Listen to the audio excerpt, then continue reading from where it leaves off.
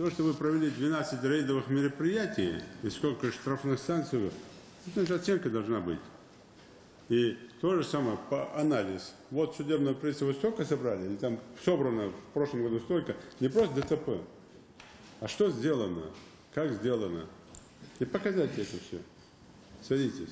Почему? Потому что если не будет драконовского меча судебных приставов, то, что мы сделаем, это все не совсем правильно идет. А у нас получается так. ДТП совершает, потом смотрим, у него там уже 30-е, 40-е, 50-е предупреждение. Выписывать ему штрафы. А он их даже не оплачивает. Кто-нибудь получил бумагу от ГИБДД, что ваши подчиненные нарушают правду? Все, кто совершает ДТП, в том числе среди них есть бюджетники, работники образования, здравоохранения, все есть. И там должны проводить по этому поводу занятия, разговаривать, разбираться и наказывать прямых начальников, которые не следят за своими там подчиненными и работниками. Это тоже как одна из мер.